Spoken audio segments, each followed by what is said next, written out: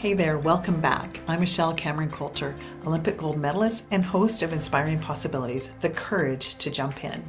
More than that, I'm a mom and a lifelong student of growth, courage, and what it means to move forward when life feels messy and imperfect. And today's conversation is a powerful one. I'm joined by my friend Shelby Jo Long. She's a speaker, communication strategist, and founder of the Cadence Speaker Bureau. She helps leaders and organizations turn disagreement into a competitive advantage, which feels more important now than ever. What makes Shelby's story so incredible is what she's overcome.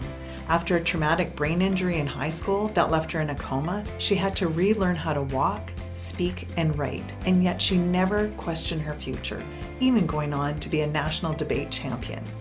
In this episode, we talk about trusting yourself before you feel ready, finding your genius, and why the rooms you put yourself in can change everything.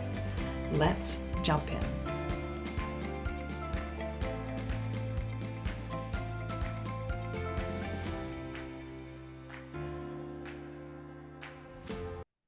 Okay, super excited to have my friend Shelby here. We met through a friend in common, Stacy Lauren, which I'm so excited about. Her thing is about do the thing. And so here we are doing the thing. I get to introduce you to my friend Shelby Jo Long, who is a professional speaker, communication strategist, and founder of Cadence Speaker Bureau. And she helps leaders and organizations turn disagreement into a competitive advantage. Wow, do we need that? So good. And most of all, Very much she so. is a bright light and a powerhouse. We got to speak at an event together down in San Diego. I'm like, wow, this woman holds a stage. She's got power and grace and a huge heart. So what a great combo pack. So Thank welcome, you for that. Shelby. Thanks for being here. Of course. Thank you for having me. I'm excited about this conversation. I'm excited to get to know you more. I So know, so good. This I is what I love that our love. networks have come together. So Yeah, this is what I love about what I get to do with the podcast, Inspiring Possibilities, the courage to jump in.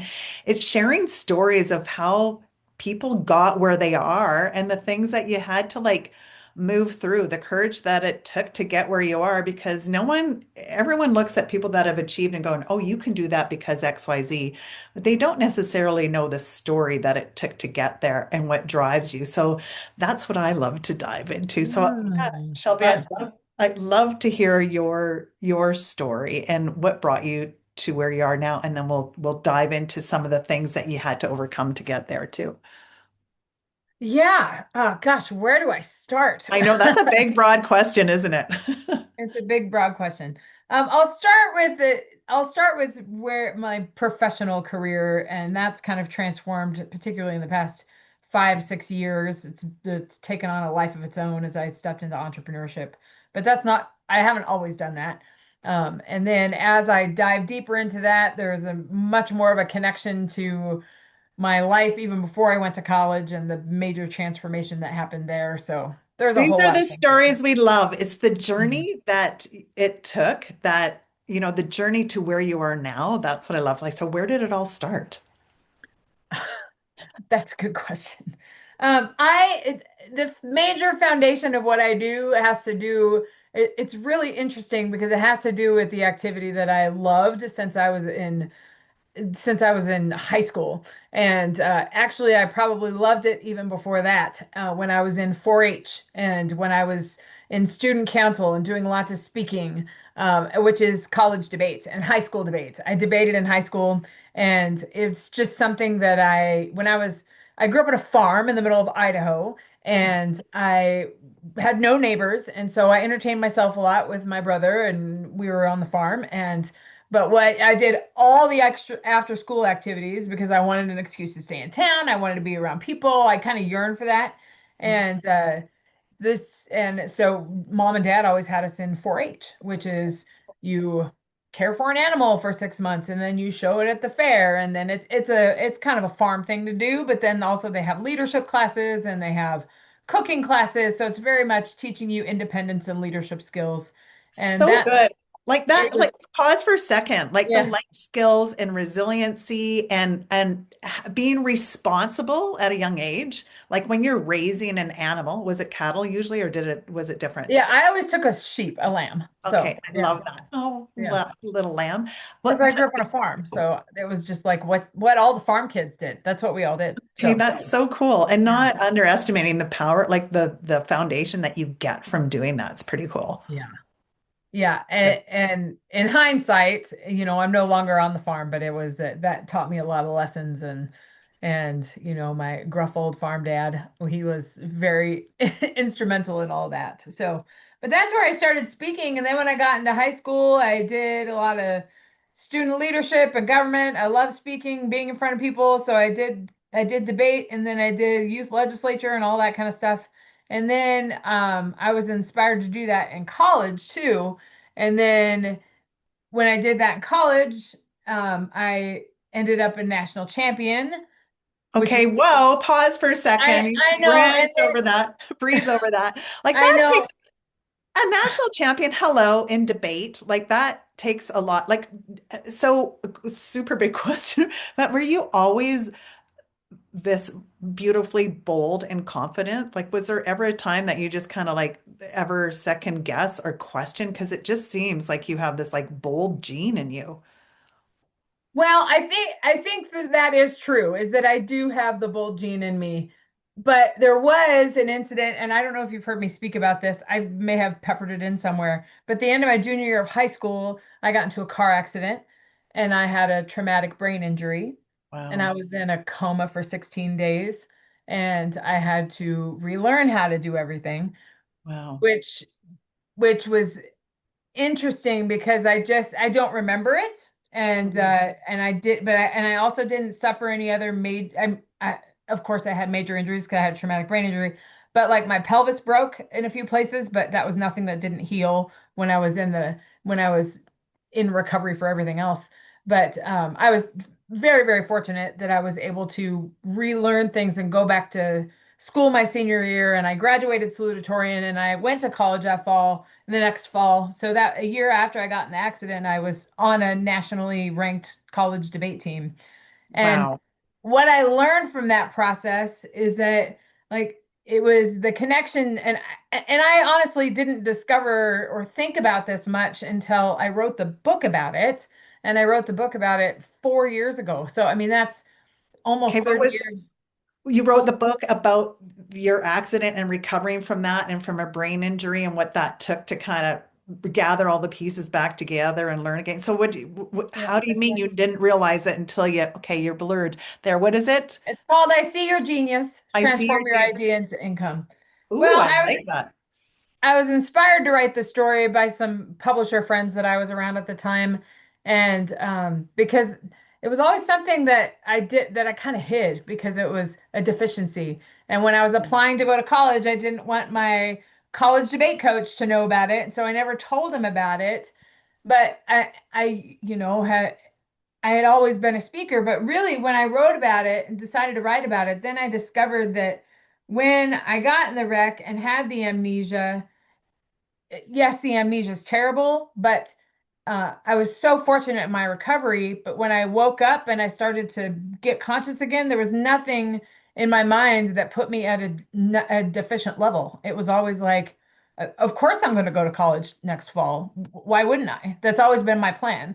And I was a 4.0 student, and I was like, of course, I'm going to graduate valedictorian. That was my goal when I started.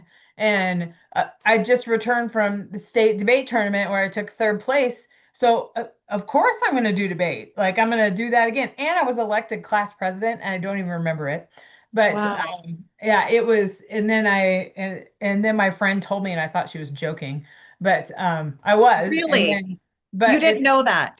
Okay, so there's something so deep in here that's innate that it's it's like yeah, when you're not when like I mean being able to tap into that. Obviously you had that before, but something yes, that's so deep and innate that and it's so interesting that you didn't share that for so many years because it's yeah, so such a powerful story of that coming back when all the other shizzle that sometimes can hang on to people didn't cling on to you at all. It didn't. It was Wow. really crazy. And of course I was not like as agile as I was before. And I was an athlete. I was a super mediocre athlete though. So I was not going to college for that. But, for debate and music and all that, I was in all of those things and I loved that because I love the community of it. But Mm, then really in hindsight when I look at it, like I had all the answers inside of me and the yeah, answers were that's what I call your genius because your yeah. genius is your unique way of approaching the world. And for me, it had been influenced by growing up on the farm and being on the debate team and doing the 4-H, like all of these things. And that's the same genius that I trusted when Mm. I decided to leave my job in academia and go into entrepreneurship and develop a business around my expertise. So Oh, I when love I that. so when I wrote the book, that's when I really, I guess, dug more into that internal journey that I took after I got in the accident because I was experiencing a lot of the same things when I was entering my expertise into the marketplace and stepping away from the comfortable job of a professor at a college. So Okay, so really when you interesting. say experiencing a lot of the same things, like in what way when you were, So entrepreneurship is hard. yeah, yeah, As everybody knows, it's not easy. There are many books that are written about it, but it's not like writing a business plan and then everything's just going to work, right? yeah. It's just not that way. And in addition to that, I stepped into academia in 2019, and so the world changed in Yeah. 2020. And if any business is not prepared to adapt or shift or transition to something else or comfortable enough in what they had to offer, particularly thought leaders and coaches and I was a communication consultant for a lot of years as a communication professor at the college, Wow. and that was going to be kind of my full-time thing. And then COVID happened, and then nobody was coming in and doing things. So then everything went online. So there was lots of things to learn in there. And then where the juxtaposition between like my recovery and between the entrepreneurship thing is that it has so much to do with your vision and the trust that you have in yourself and the trust that you have in your intuition and that you have a unique gift to offer the world. And if you're not there to provide it, then you might not have the you not might not be able to provide the solution for somebody else. So So I that's felt so that in cool. recovery and I felt that Yeah. in that journey. So So cool. And I just want to dive into that a little bit more yeah. because how do people like feel like when they don't have that, how do you find that? Because we do all have it. We do all We have do it. all have it, Mhm. but to be aware of it. And sometimes other people will see it in us before we do in ourselves. Was there anybody that helped 100%. you with that? Or just was it like, because that's one of the things I believe, like sometimes like we can only see so much. And it's not until we start moving down a path, and it's often somebody else will see that in us before us because we're so in it. Was that your experience at all? Like, this is what I want to help people. How do you tap into that? That's a good question. And I do, you and I both, you in particular, come from a super high performance atmosphere. So you've been surrounded by coaches and mentors, and you've been surrounded by excellence. All you don't get to the Olympics and be a gold medalist in the Olympics unless you're surrounded by excellence. I True. felt kind of it's a very similar thing with the debate team. I was this small town girl from the ranch community that was on this debate team that's competing at like the Air Force Academy against Wake Forest. And, it's just I'm just in awe of these people. But when you're surrounded by excellence, you elevate your own Yeah. performance to match that. And I love I, that because not everyone looks yeah, at it that way. They look like sometimes you go in and it makes you feel smaller, as opposed to yeah. how can you look at it to like you're surrounded by this greatness to rise up to that. Just always surrounded by that. So I also discovered that in hindsight when I wrote about it, but it was like I was surrounded by these amazing talents and competing against the best teams in the country. And it made my speaking change, all of that. And so I think that being in a community of excellence was something that was important. But then also, Yeah. the coach and the mentor, particularly the one I had on the college debate team, he saw something in me that I didn't see in myself. And I think as an entrepreneur or as somebody that, like, I don't know what my genius is, I don't know what gift I have, it's important to be around somebody that can see that in you. and and there are people out there to do that. It's a gift that I feel I have, and seeing it in other people too. That's I work with brand strategy, and I help speakers develop their keynotes and their signature programs. It's like that's what I do, but it's a lot of the teaching that helps out with that. But it's there are people to do that, but often those people are who you surround yourself with. And And the that's other, why I wanted to bring that up because we think yeah, like, like you see, you're so strong and bold. And it's like, and it takes a community. It takes like all these, it's no understatement of who we surround ourselves with has an impact. I should never be the smartest person in the room, I ever. love that. I should never This is be why I because interview people like you. Like that's why I like inspiring possible. I'm inspired every day by the stories because it's like oxygen to that's me. It amazing. like Yeah. fills your cup, right? Going like, yeah, we get to keep growing. So I didn't mean to interrupt there, but I just No, think that's that's so okay. important for people to hear that when you think, oh, they have all their shizzle together. It comes naturally. Well, it's there's these There's a underlying lot of things that are work to that. really important. Yeah. Yeah. Yeah, my debate coach had that utmost like trust in me that I could find the gift in myself. Because it's not just other people seeing it in you, it's that I know you can reach a different level. So get there, And and you'll figure it out when it happens. And that's kind of a tough love kind of approach. yeah. Maybe that's how I approach my kids. But you have the answer inside of you. It Yeah. takes some time to get there. But Yeah. Jason Miller, who's my business partner in the Strategic Advisor Board, him and I have been business partners for 5 years. I was a baby entrepreneur when we met. We met on LinkedIn, for Pete's sake. And right now he owns probably 20 businesses. Like, he's a serial entrepreneur. This is what he knows, everything about business. He's bought and sold multiple companies. He's an investor. His portfolio. I don't even know. It's in the amount of zeros that I haven't seen, right? But it's I met him, I- and I didn't have a lot to offer, but what he saw and when we started working together is that he had all the systems that I needed for my clients to be able to elevate their business of thought leadership. And then he also saw with me that I had this vision and brand strategy that he didn't have in his sphere. And so we just meshed really well together as business partners. And that's a lot of trusting yourself, but then when Yeah. somebody else trusts you too. And again, I didn't have a paycheck with a lot of zeros to offer, but I did offer my time. And we have spent a lot of hours talking about a lot of businesses, and you dedicate to yourself and to others to do that. So So I would say the mentors are extremely important, and your mentors should be where you want to be, not yeah. where. So, And I love that too, that you were sharing that because, having mentors and who we surround ourselves with and who we partner with and work with too, because he obviously saw the strength in you. Like I totally believe, and I think you heard me say this when we were in San Diego. One of my favorite quotes that came from my daughter when she was 10, the energy we put out, the environment we create.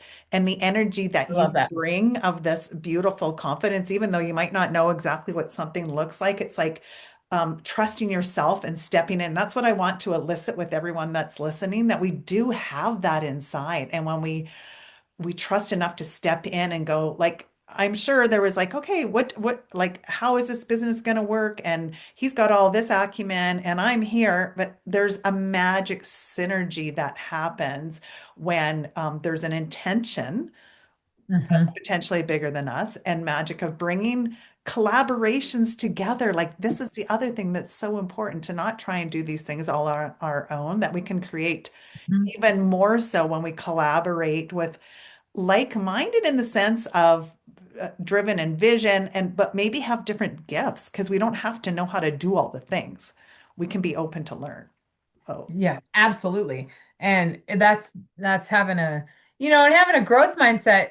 yeah, That's something that I believe, I feel that you learn in the communities that you surround yourself with. yeah. So, like yourself and Stacy and Julie. I mean, it's like it's a constant discovering and rediscovering of your genius and your gift in a world that is so vast with amazing experience and talent. Yeah. And it's just it's so fun. Oh, And I can't it's believe you said that, because I was like going to say, and you get to have fun doing it. And then you just literally said that, because yeah, it can be a lot. When you were saying earlier, like being an entrepreneur is not for the faint of heart. And it's no. like, expect the unexpected. But when you have that foundation of, okay, we're going to figure this out and have, fun with it. Like the impact that you're making now, we will like dive into the work that you're doing now too, and the impact that it's having and your reach, because your team continues to grow. You're Mhm. continuing to light up the world in different places by sharing stories and having conversations that really matter. I agree. And I say it's fun because there's a the gift of entrepreneurship is that it is unpredictable. Mm. And it doesn't feel like a gift when you're in it, right? It feels like it doesn't. It feels like, oh, I don't know where my next paycheck is going to come from, Yeah. and I wish I had something secure, right?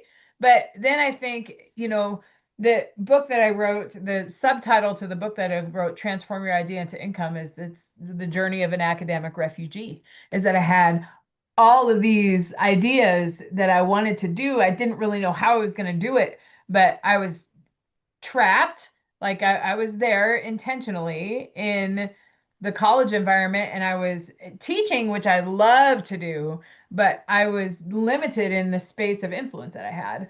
And that's why I decided to step out, in addition to some other things that were going on. But I was just ready to be in a space where I was doing my own thing, and where your creativity can really do that. And that kind of gets into like my core, I have this invitational innovative dissent framework that I use with organizations, but that's the most innovative and creative discoveries that we can have happens when we're under pressure in the Mm. middle of conflict, and it's like a diamond that emerges from the fire and the flame, you know what I mean? So Oh, which is a really cliche thing to say, but that's so true. It's like this conflict and being challenged, and I think that's why it's so important. Like my business partner, we don't have the same perspective on things, and we shouldn't.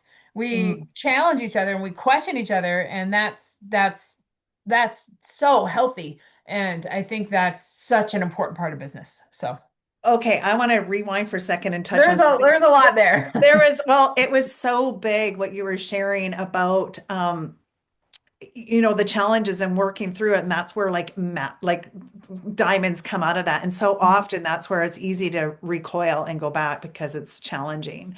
So Mhm. that's such an important message, because through like getting through that, again, not by ourselves, because sometimes we think, oh, we got to have it all figured out. It's like, how do you get the support or systems or people to move through that? That's where we built resiliency too. Because could you imagine if we stopped at every challenge? Like, Mm. there's no way the innovations that are out there would ever be. Like, I'll just share, for example, it just made me think of my mom right now. Well, I'm getting emotional, but the last Yeah. company she started, it was at 75, and it was to help my dad who had limited mobility, and he was told he wouldn't be here till 60. We had him till 2 weeks before his 80th birthday. But when he Oh got wow. to, yeah, when he got to a point that he couldn't dress himself, and that was like super challenging and mentally tough. And Mm. she came with her big pair of scissors with his favorite pants and cut them. And he's like, what the heck? And came back and put a zipper in them and adapted them. It came out of like this challenge. How do we make this situation better? they weren't planning on starting a company at 75 and 77, but it came out of a challenge that they figured out how to get through and somehow make it better. And this diamond immersed of something Yeah, created purpose and helped so many more people again. So it's like if they would have just like given up, and that was also, I just want to share this too because it's just flooding into me right now yeah, of that resiliency. Like, when telling my dad that he'd be in a wheelchair by whatever age, my mom was like, "You're not getting in there until you need to. Otherwise, what would ever make you get back out?" So right. that kept him moving for so much longer. So it's like when we have that feeling that we want to just go back, and which is normal, um, to fuel ourselves up enough because we can't always push through. And this is like again one of the messages of like, how do we move through it without burning ourselves out, yet knowing if we get through that thing, there's something really good on the other side, moving through that challenge. I think I don't think it's one answer. I think it's a Yeah. few, right? I think it's a multitude of things. I think of my car accident, and when I got in the wreck and I had to, you know, I had to relearn everything, That's and amazing. um which was like I had to relearn how to swallow because I had tubes down my throat. And I had to like consciously think of that. I had to relearn how to write. And I was a junior in high school, a 4.0 student, and I had to relearn how to do all of that. I had to, of course, relearn how to speak, but the one memory I have, and this I write about this in the book too, and but it's I had to relearn how to walk. Wow. And my, I was like, because I knew there was an opportunity for me to go. My wreck happened at the end in May, at May 25th, I think. And there was an opportunity for me if I was walking and I was okay enough, I could go home for the 4th of July. Mm. And I was like, I want to go see my friends. I've been here for weeks. My best friend talked to me every single day. I probably had the same conversation with her multiple times because my short-term memory Mm. was shot, but for a long time. And also why I think debate was such a critical part of my recovery because it was so engaging and there's so much going on. It's so dynamic and it moves so fast, but that's another story. But I knew that I was going to go home, maybe go home for the 4th of July, but I couldn't do it if I couldn't walk. Mm. And so I remember vividly, like I was in the wheelchair and I stood up and then I took those independent steps, but I had to think about it. We don't think about Yeah. putting one foot in front of the other and shifting your weight and then moving. We don't think about that because we've been walking since we were before we were one. And so it's just interesting to think about that. Now I was in the space to do that.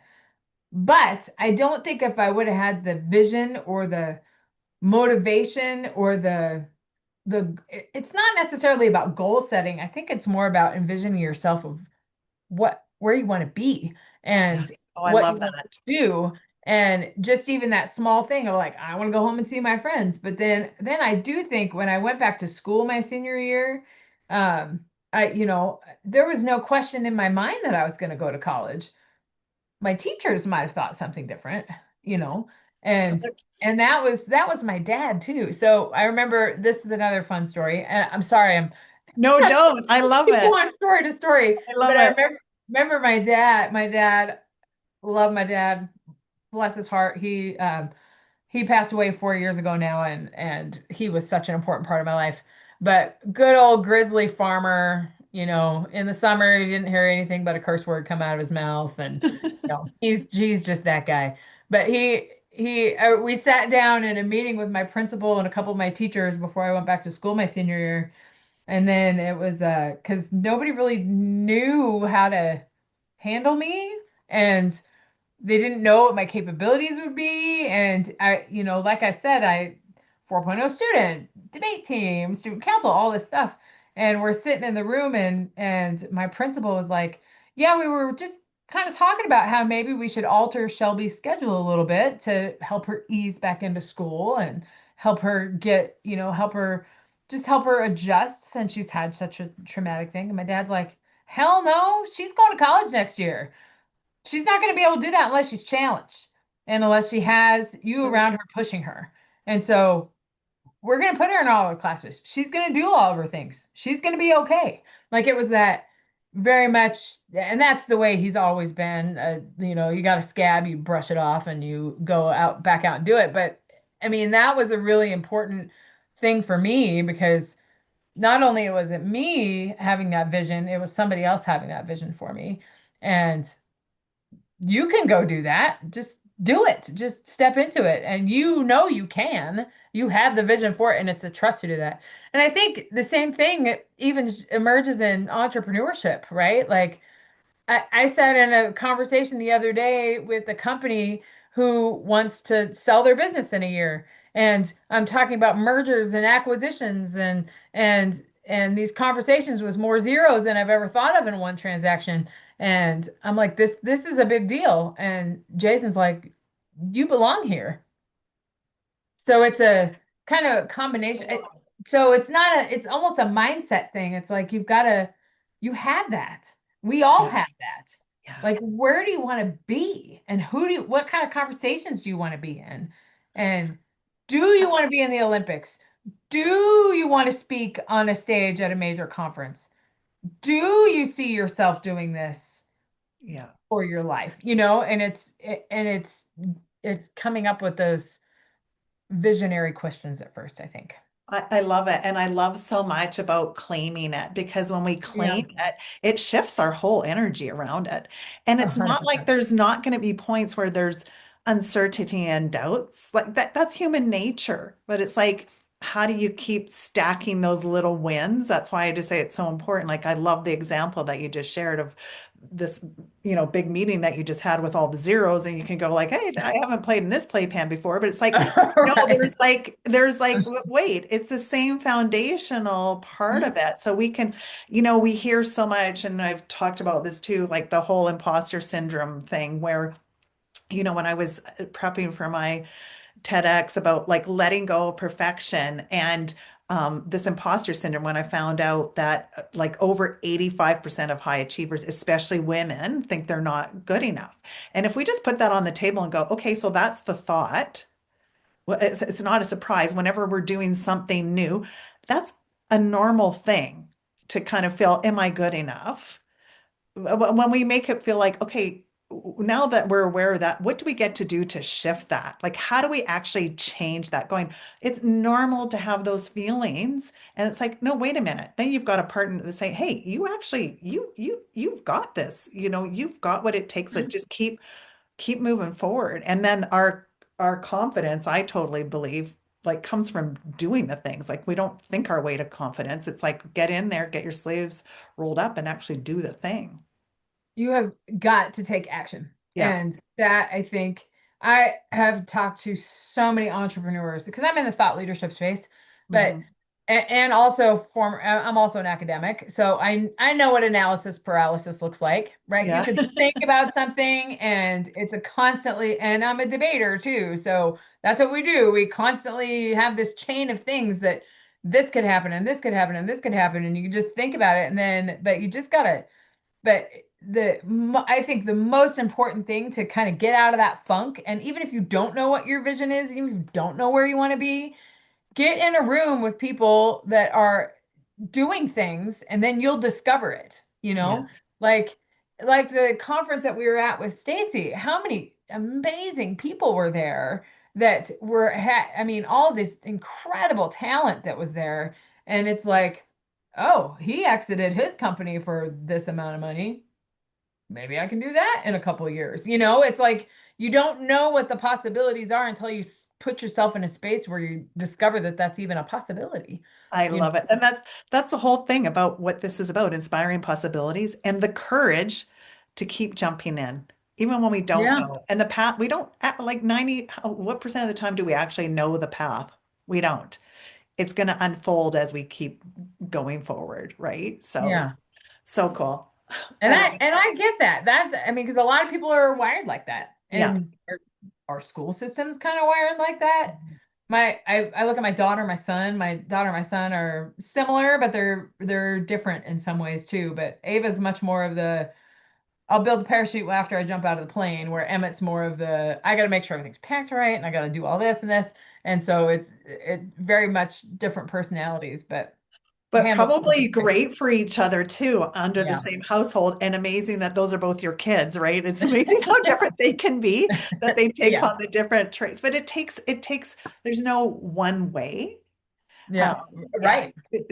or right way. Yeah, it takes all of us, and it gets to be messy and have fun. I love it. So now, where you are now, like, share about You your hadn't heard about my wreck, so that I knew that was going to take some time. So, yeah, no, that's yeah. so important. Like, Yeah. and I think that that's why there's maybe an underlying even stronger tenacity that's there, you know? Yeah. I think so too. Sorry, Mike.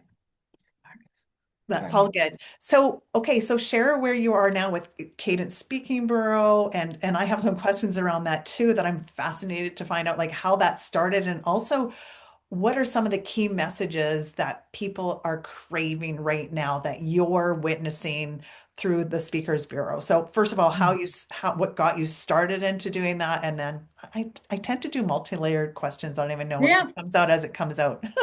Like, we roll with it. yeah. Um, the Speakers Bureau is actually my youngest company. Well, that's not true. The events company is youngest, but it's kind of tied into that because we're putting on this event. But the Speakers Bureau is actually the youngest company, which is interesting because my whole life had been about speaking and debate. I debated.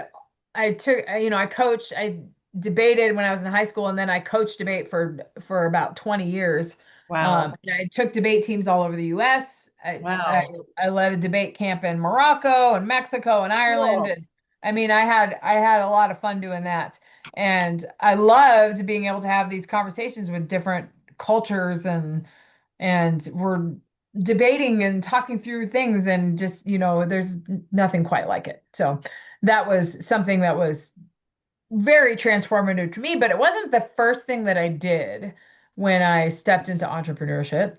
And that's okay, but it did emerge. It did emerge because I felt there was a after experiencing trying to launch my own speaking career, what I speak about primarily, with business culture and internal business communication. And I do a lot of speaking and communication and leadership training within businesses.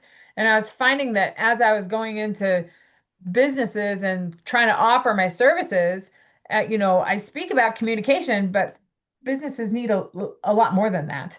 Mm, Businesses might need somebody that's trained in AI or somebody that's a good team builder. Like I'm not the best team builder. I can do that, but I would much rather speak about other things. So the when I was trying to do that, I was like, what if we had a bureau or a marketplace where this could all develop? And as I was getting involved with She Talks More and with the Strategic Advisor Board and Achieve, it's like I was surrounded by all these speakers, and it's like maybe we put a bureau together. So my business partner here in Billings, Melanie, and I had worked together on a couple other projects. She worked in HR for a long time, and so she had kind of the HR perspective.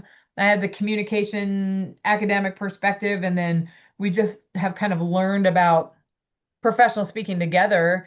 But then I started doing more speaking things like going to NSA and all of that. And what I discovered in that journey is that it's not easy to be a paid speaker. It's not, because there's a lot of people out there, and mm, there's a lot of people that are making a lot of money. Um, a lot of those connections come through bureaus. A lot of those connections come if you're like a former professional athlete, so we should get your speaking career up and going. But there's a lot of those gigs are already kind of taken. It's hard to get paid. But mm, what we've discovered is that if there's a speaker that has a clear brand and a clear offer and a clear transformation that they can offer, particularly for organizations, for speaking one to many and helping them transform. So it's training, it's curriculum. We find that those are the speakers that are doing well. And I do feel that, and this is new, there's so many speakers about AI and mm, and understandably so because AI is transforming the way that small businesses operate. And Mhm. we're featuring, oh, we have a whole AI section at our conference. But there's the human communication side that's equally as important for informing the AI, but also about collaboratively working together. And Yeah. so we find that those types of trainings are definitely more robust. And also you don't have to be speak about one thing. You can speak about many different things. You just under your brand umbrella and what you offer. So that's what we help people do is put together many different streams of income from their expertise. And we find that to be because then you can enter, like you can go to a chamber meeting, and if not a lot of people can afford what you have, then maybe you have kind of a lower end offer, but maybe that gets you into the bigger keynote and the bigger training and all that kind of stuff. So that's what we find to be the most effective for small businesses. And that's what we help people do in the Bureau. Okay, very cool. So, If a that answers lot of your it question. is like, no, a lot of it is like companies and organizations that are like change or implementation or actually, um, I guess, yes, making change and impact within an organization. So it's like a buffet of what is needed, and you don't always know. Like, No, and you even, don't always and the know. same as an organization might not always know until you start going down a path and going, oh wow, like this is major return for our company, our organization. And I think to your point with the growing AI part, which is like crazy amazing, and Mhm. also Yeah. the need for that real connection within organizations is even more important to be able to have that feeling of being seen and heard and know that they matter within an organization, even with the AI, and how to be able to utilize that in a way that's really helping everybody grow, right? So there is Yep. opportunity for that. So, so cool. I see that now there's just a perfect example. Did you think that you would be starting a speakers bureau? And it came from like, you don't know what something's going to lead to. And now it's just like it's blossoming, like your company is growing Yeah. like crazy. I'm excited about it because we're doing a She Talk Speakers Bureau and Achieve Speakers Bureau, and we want to be the space. That's the other thing too. I have been through some trainings that have been pretty subpar. So we want to be a space where, I mean, there's so many amazing people and talent that we're around, and we want to be the space that people will come to find their trainers and to find their speakers because there's a lot of diamonds in the rough, if you will. So it's Yes. a And and it's also, we want to be a space for that. yeah, and the quality that you're bringing too, Yep. like the depth and the Yeah, quality. everybody's vetted, everybody's got their Yeah, brand developed, and that's the way it should be. So so good. So now I'm looking at competitive advantage through her invitational framework. Okay, share your framework. What is your framework that you were talking about? the invitational and innovative dissent. I have this is not something that a lot of organizations are seeking for, but it is my dream to get it into more C-suite and decision-making organizations, like major decision makers, because I feel that there's not enough good conversation happening. I feel that and I have had many people agree with me on this. We're a pretty siloed society. Yeah, And I think AI is probably creating more of that, right? Like we are at the computer, we're solving our problems, we're doing our research, we have our own chat GPT, and we're doing everything. We're not talking to other people to do that too. So when groups get together and and you're making major decisions, whether it's with your board or whether it's with your leadership team, people don't know how to communicate through that. And mm, so providing a structured argumentation debate framework for people to talk about what are the options and what are the consequences and what are the benefits, and so many of the things that I've been teaching for years in the world of debate. That's what we need in these major decision making wheelhouses because that's how we discover the possibilities, and that's how we discover these new innovative ideas that nobody's ever thought about. So that's what I want to inspire. That's what I'm inspiring with this. So I love that because often and you tell me if this is potentially a root of something, is that what people are worried about not being liked, or what are they going to think if I share this? And so it's not about coming at it at an argumentative Mm-mm. way, but it's like a different point of view. And if we can step back enough to hear the different points of view, that could, be a debate, but not in a way of like, I can't hear you, I don't want to hear you. Because there's a Yeah. like from my understanding of debate, like you could pick either of the sides and debate on it, right? You could find something about it. So it's like, where is the commonality when you actually hear all the things around the table to kind of go, oh, wow, I never thought of it that way.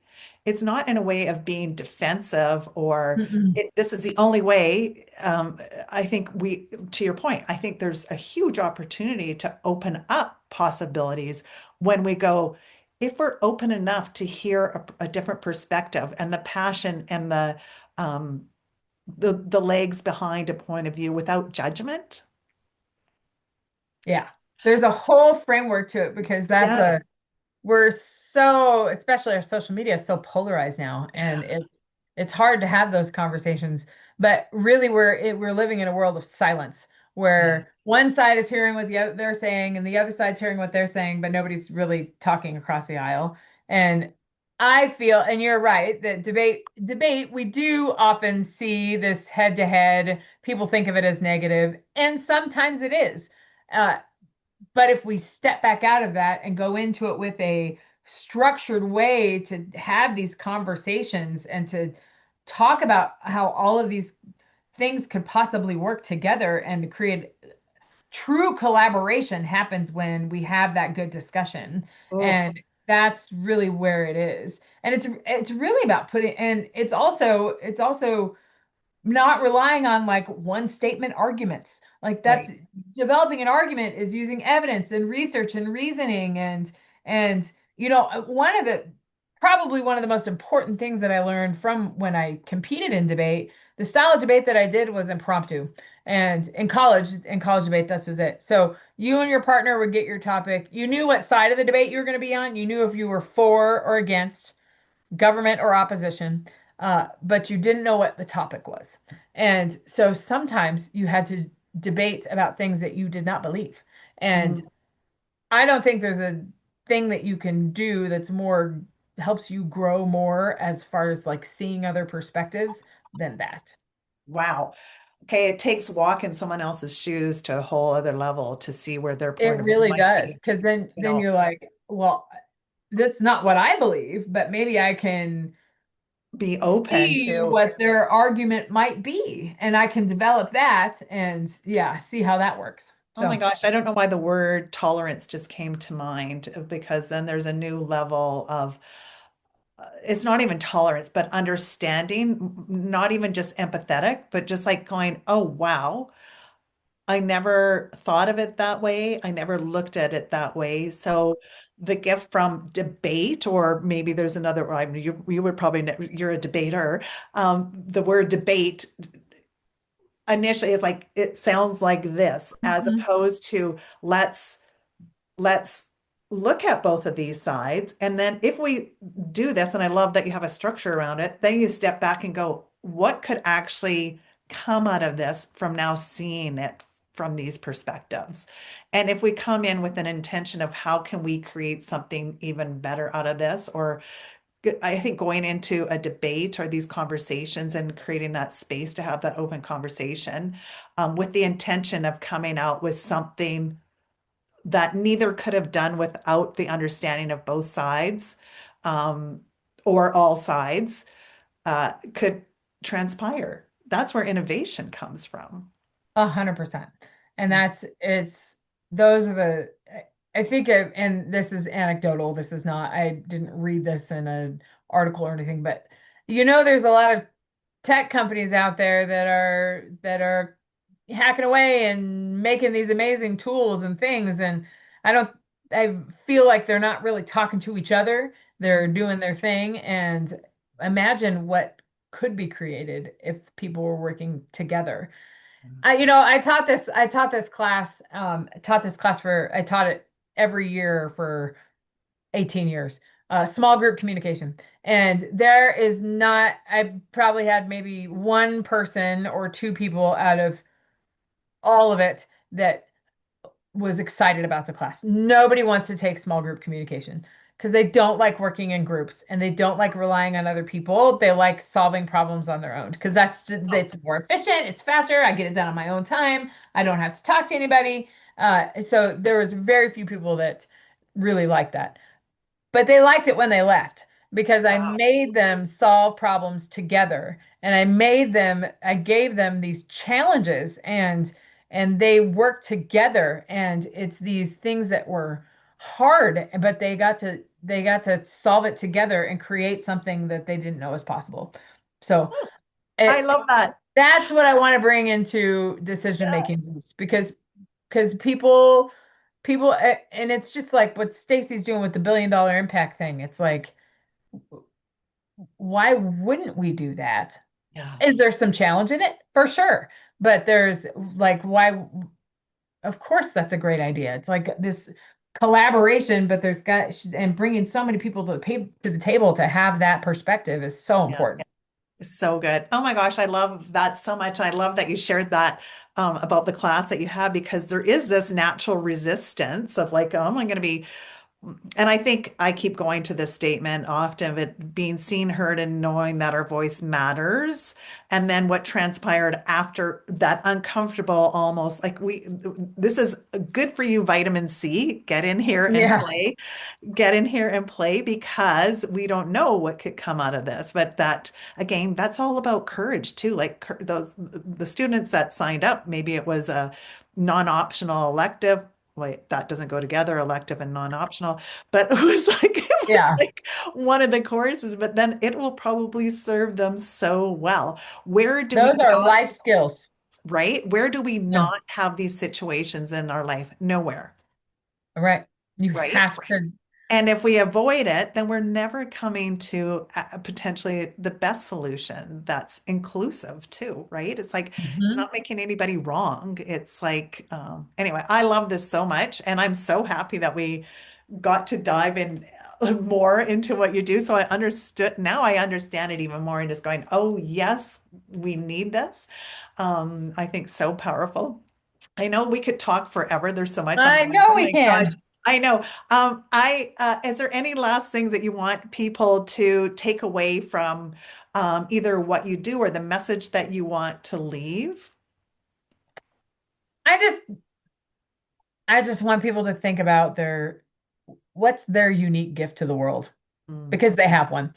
mm, Your experiences, your work, your family, your friends have all influenced the way that you think about something, whatever that is, whether that's cooking, whether that's communication, whether that's whatever job that you're in, whatever you do, you have a unique perspective on the world and you have the opportunity to build a brand around that and you have the opportunity to build a business around it and you might have the solution for somebody that's just like you that is thinking about the same thing. So you gotta get it out there, gotta enter it into the world and speak about it, talk to other people about it, find a mentor, like take a step to do that because your gift does nobody any good if it stays with you. So Oh, I love that. So go and play. Be go courageous. and play. Surround Yeah. yourself with good people. And come to We're Montana. We're having a whole conference. Yeah, so good. We're going to have all of your links in the notes below. I always love asking everyone, what would you tell your 12-year-old self? That's a good one. Um, my 12-year-old self,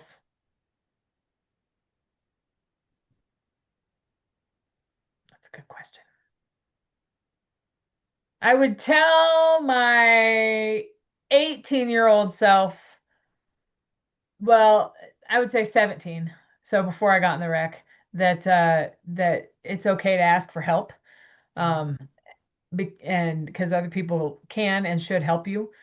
That was before I got in the wreck. Then I got in the wreck and then that entered a whole different thing. I'd tell my 12-year-old self just not be afraid about what other people think, Goosebumps. because there's a lot of haters out there, and don't let that affect who you are and what you do. I have a teenage girl, and so she's 13. She's going through all that space, and so I think that's a really, it's like there's a lot of judgment out there, and there's a lot of judgment. There's a lot of judgment for their social media because I didn't grow up in social media, but it's just be confident in yourself. Don't be afraid of that. I love that. That was the message when my daughters was leaving for university too. It's just like to let go of what people think. That's so Mhm. easy to say, but it's still very hard because we get comparisitis and all the sort of things Oh that yeah. happen. So, yeah, such a powerful message. I love that. So now, what would your 12-year-old looking at you now say to you? Hmm.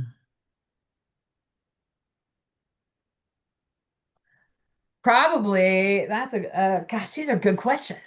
Um, I think the 12-year-old would probably be surprised that I'm not in a career. You know what I mean? Career isn't the right word. That I'm not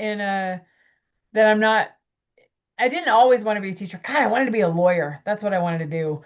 I wanted to be a lawyer, and that because it's debate, right? And I Yeah. wanted to do that. And I have that kind of mind. Wanted to be a lawyer, and so I think they would be surprised that I'm not in corporate America, really, because I was also living on the farm too, so it was like there was a very much a I'm not gonna buck hay bales for the rest of my life and drive grain truck, and so.